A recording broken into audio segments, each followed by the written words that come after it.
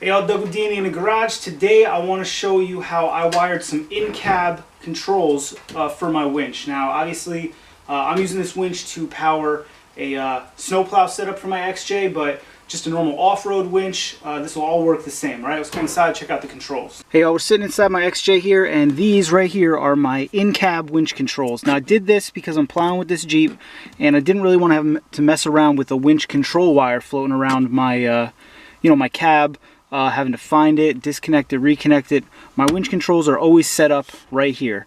You've got the on-off switch right here. You got the indicator light that tells me whether or not the system is on. That's mostly there for safety. I don't want my winch controls to be on at all times in case this gets bumped.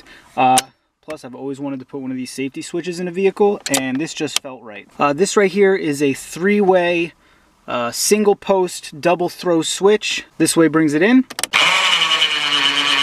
This way lets it out.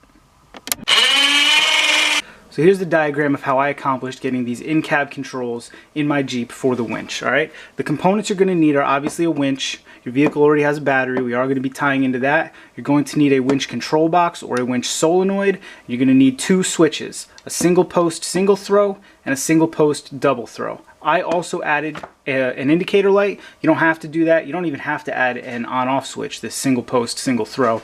I think it's a good idea though. You want to keep things safe. You want to be able to shut off your whole system.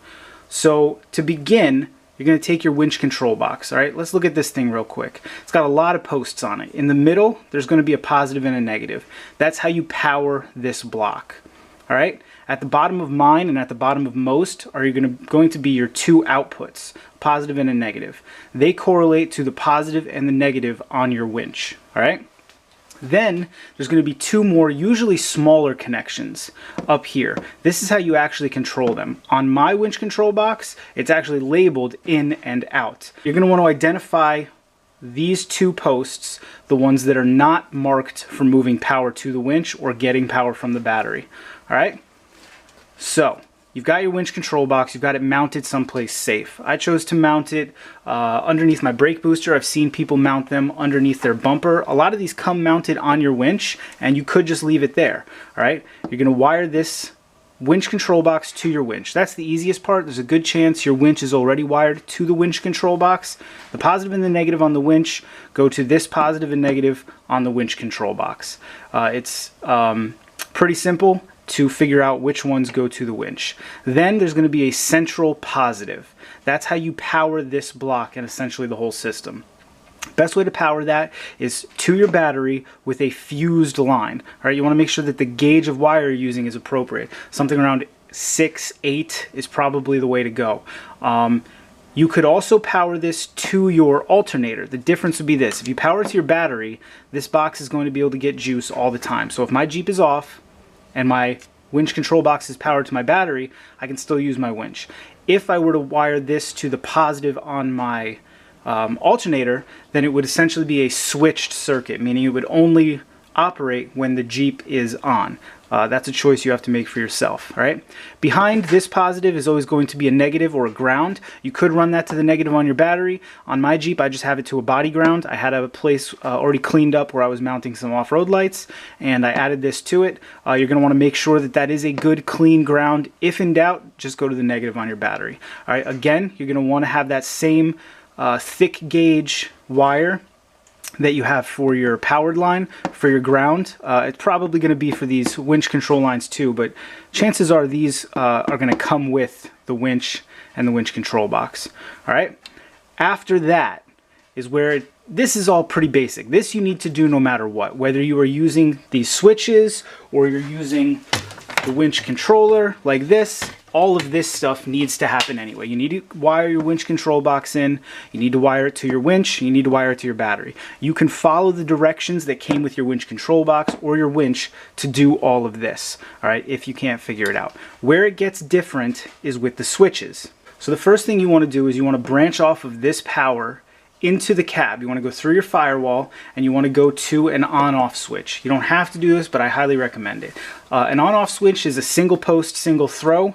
There's 2 terminals on it. There's no positive and negative. It's just one is in, one is out. It's an interrupter switch. That's all it does. I highly recommend at the very least having this. It's nice and simple to power. It doesn't have to be one of those safety switches. Could just be a regular toggle switch. Could be a lighted LED, whatever you'd like. From there, I chose to put an indicator light on. I want to have a visual reminder that I may have left the system on. To do that, all you need to do is branch off of the outside, meaning this is the inside, this is the outside of this switch, and these will have a little on-off markings on them. Branch off to one side of the light and then ground the other side of the light to a body ground. All my switches were wired in on my center console there. I was able to mount to the bottom of the shifter plate. And that turned out to be a good enough body ground. This is a separate circuit, this indicator light. It has nothing to do with this. You're essentially putting 2 connections on this second post of your on-off switch. From the on-off switch, you're going to take your power and you're going to run it to the middle post on your single post double throw 3-way in-out switch. All right, this is your common post.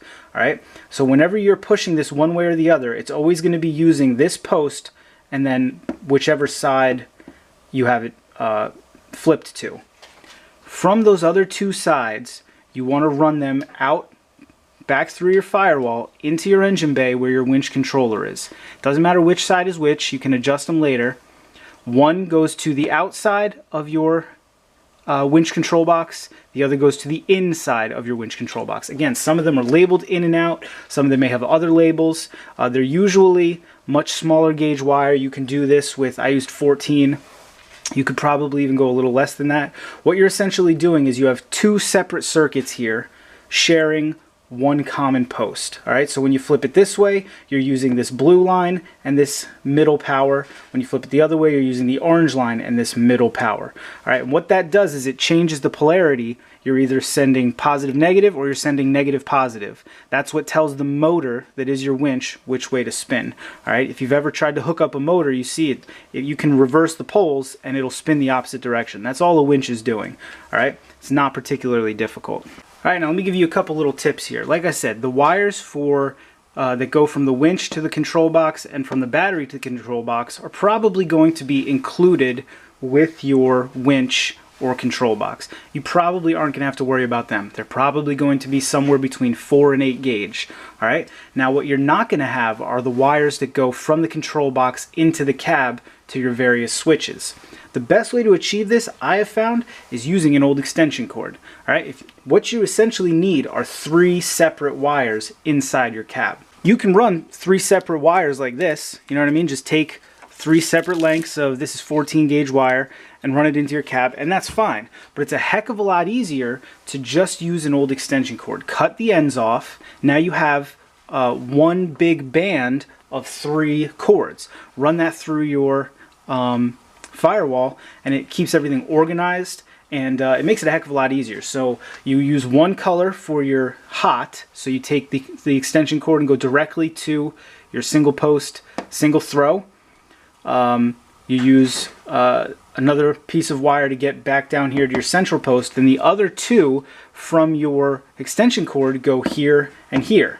All right, and then on the other side, outside of your cab, you do the same thing. Whatever color you were using for your hot goes to the power. Whatever color you were using on either of these sides go to the in and the out posts on your controller wire. If you get in your Jeep after you've wired this up and you flip the switch and the way that you wanted to be in is now out, it's no problem. Come out here and switch these 2. That's all you have to do. Now that I've shown you what it does and in depth how to do it, let's go to my Jeep and try to identify all of these components to make it a little bit easier for you to understand. So like I said, it starts at the winch. I've got negative up there, positive down there. They are running into my Jeep. Now I chose to use another bit of that extension cord, and I am using the ends as quick disconnects for my setup. So they go up into my Jeep, and the other end of that extension cord is right here. This post and this post are the outs, all right? That goes to my winch. This is that central power I was talking about, all right? This is the central power. Now I have that powered from my battery. This right here is the connection This right here is the fuse. It comes all the way around, back up against my firewall over there. Now I very easily could have put my control box somewhere over here, but I already have a lot of stuff here. I wanted to try to keep it clean. Now as for the ground, again, could have gone to the ground on my battery. When in doubt, just do that because you know that's a good ground.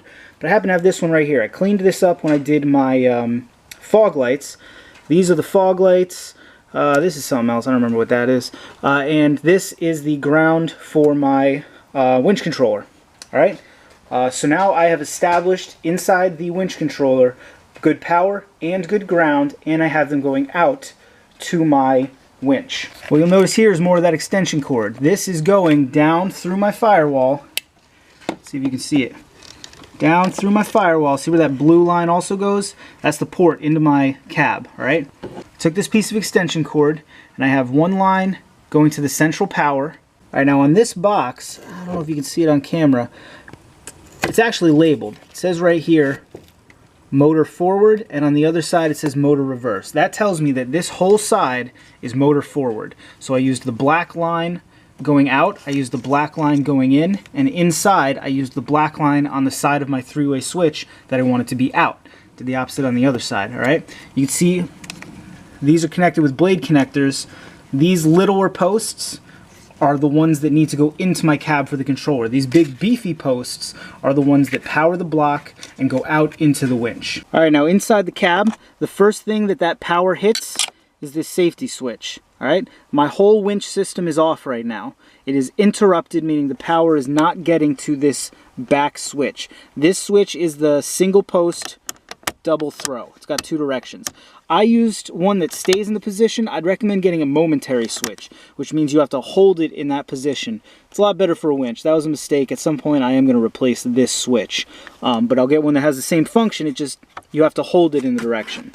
So back to the safety switch, the on-off switch. I hit that, my indicator light goes on.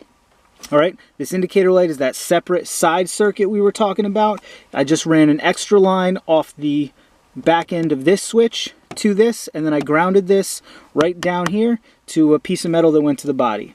The power then comes to the middle post on this. The black and white wires from outside in the cab are run through my cab underneath here. Black's on this side, white's on this side. And the effect is, if I push this switch this way, my winch comes in.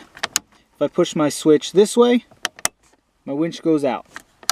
And that's all there is to it. Hey, also the whole point of this project was to find some way to control your winch without one of these. Nothing wrong with these guys, I just don't like them as much. It's much nicer having some controls in your cab at all times, a dedicated circuit that you can get to at all times. You don't have to look for this, you don't have to get out and plug this thing in. I may still also wire in a port for this at the front of my Jeep, so that if I ever do turn this thing into an off-road vehicle, or I want to use a winch, you know, to do some work, pull a tree or something, I can also control it from outside of the Jeep. That'll be another project. I hope I gave you all the tools and knowledge you will need to tackle this yourself. It's not an expensive project. You can do the whole thing for 20 bucks, you know, not counting the winch and the winch controller. If you do it right. If you have any questions, if you need me to clarify anything, by all means, leave a comment down below. Ask me any question. I promise to get back to you, try to help you through it. If you found this video helpful, entertaining, maybe even a little bit educational, and I hope you did, by all means, like the video, subscribe to the channel, share this video with a friend. Thanks for watching. See you next time.